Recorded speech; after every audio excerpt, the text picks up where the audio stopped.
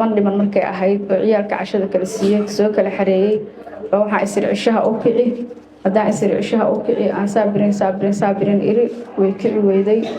haddii kici weyda dhanka madaxan kasoo istaagay saabirin baa iri saanaa iri bixinteedu saasay ahayd ee bixinta u qanisan saan baa soo iri way soo dhacday saan kalaa iri way dhacday markaas waxaan u wacay awowgeed waxaan ku yiri gabadhii inay suuxsan tahay in kala ma aqaan way seexatay cishaan raba haddii inaan u kiciyo gabadhii ma garan kara xaaladeeda noo imo uuna noo yimi sidii baana labadeena waxaan ku geynay isbitaalka Brunta Sportsada dhimashana anigu meesha ma soo dhigan ayadoo nool baan sii deynay way qabaysatay way cashaysay wayna seexatay waa Hodan Maxamuud Diiriye oo maanta xukun dil toogasho ah loogu fuliyay magaalada Galkacyo muuqaalkaana waa xilli ay ka soo muuqanaysay maxkamadda isla markaana ay socotay dhageysiga eedeymaha kala duwan ee lagu soo eedeeyay taasi oo ah dilka Sabriin Saylaan Allah u naxariistay oo ahayd gabar saqiir ah oo aanan wili qangaarin isla markaana ay ku rooleed guriga Hodan Maxamuud Diiriye oo maanta lagu fuliyay xukunka dilka toogashada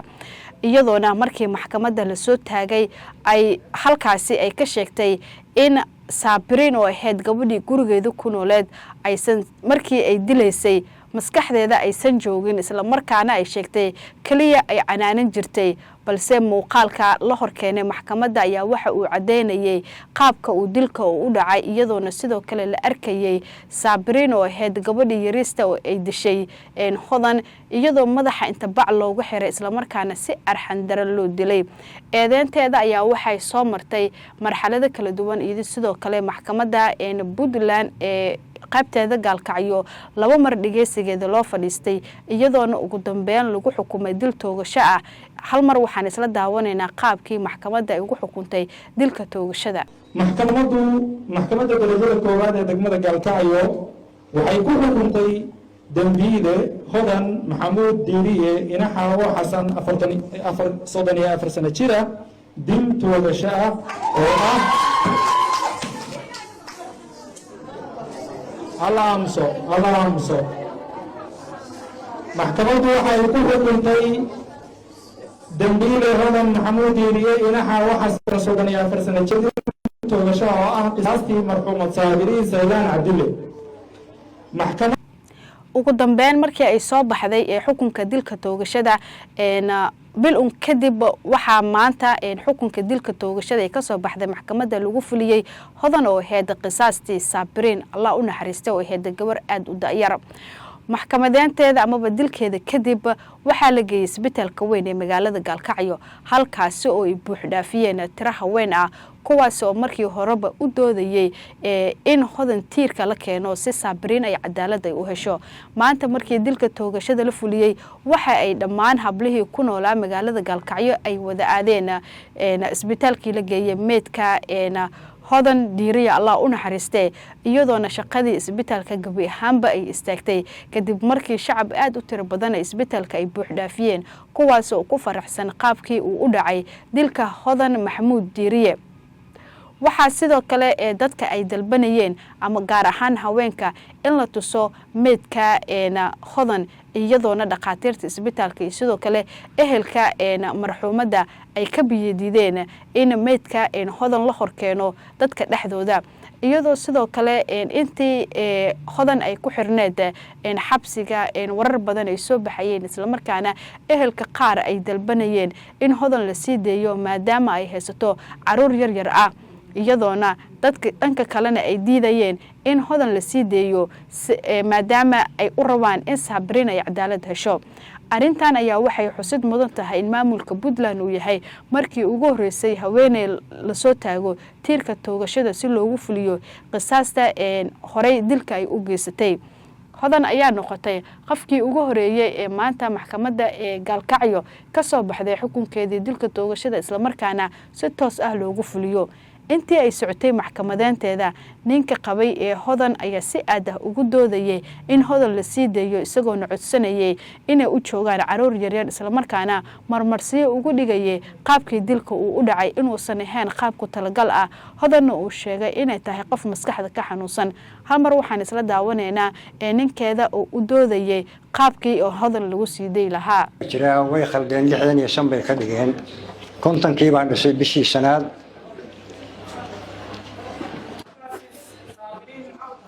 saabiriin awowgeed baan ahay dhanka aabaan waxaa dhalay saabiriin hooyadeed waxaa dhalay walaalkay baa dhalay cabdirasaaq nuur xaashi baa dhalay anigana cabdicasiis nuur xaashi baa la yidhaahdaa والله تاريخ ما حسست لكن وبنان لغا بلود بين لا joogtaan hadda umar بسم الله الرحمن الرحيم horta waa ka tacsiinaya arinta dhacday oo anigu aan qayb weyn waliba ka ahay awowgeena ahay ehelka iyo inta meesha socotay intay khusaysa iyo magaalada waa uga tacsiinaya aniga waa khusaysa aniga awowgeena ahay saabiriin gabar walaashay waxa ii yeertay oo ii tiri soo korisay ayada waxa ii tiri walaalo gabadhii وقان قارتي وويناتي أنا جينا واتقوبي وقتي وما هيو وأسكت على هيا وحنوصل هاي هذا الملبن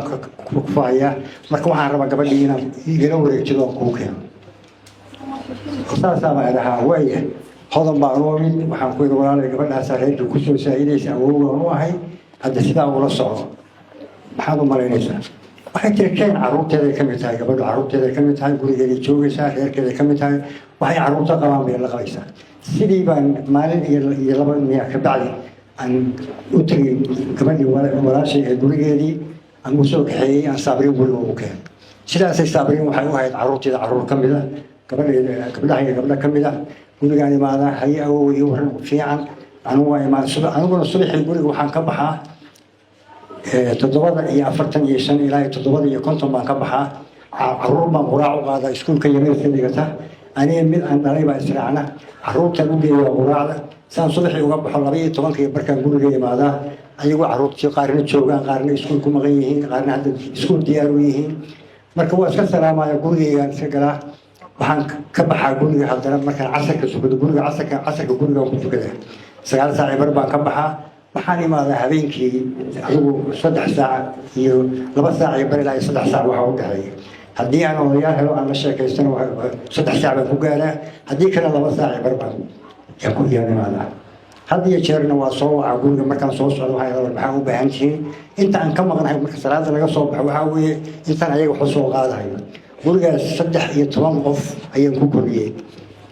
11 aniga dhalay nina adeer baan u ahaa ayada dhashay anaa soo koriyey isagoo laba jiraan guursaday hooyadiis midda dariiqaba ka soo qaadnay iyadoo intaqaana guriga islaamka gadaashiisa luqluqa lagu hayo yaan ka soo qaadnay aniga aan korinay hadda 3 sano iyo bar buu jiraa marka 13 kaas bar aniga soo koriyey gurigana intaas saacadahaasaan ka baxaa saacadahaasaan ku soo noqdaa wax dhibana gurigaas hadda gabdhaha yaryar oo la idminahay waa arki jiray waana ii muuqatay inta laakiin waxaas nabar ku dhacay ilaahay iga taa inaan ka wadabin ilaa socon waana gabadh weyn oo hadda xijaaban weeye ma oran karo haddaan shaki qabahaa laakiin ma oran karo saabiriin maxaa maanta lagu dhuftay maxaa ku dhacay caruurteeda haddaba aragtidaada inoogu reeb qaybta faalada waxaa kaaga soo baxay maxkamadda Puntland oo maanta fulisay xukunka dilka toogashada ee hodan oo ahayd qisaastii Sabrina haddii ay tahay markii ugu horeysay uu ku soo gaaro muuqaalkeena subscribe inoo dhig gambaleelka fursi ku soo gaara muuqaalada kale xiga haddii subscribe inoo tahay muuqaalkan oo share garay like inoo sar soo gaar asxaab badan oo ku maasantahay daawashadaada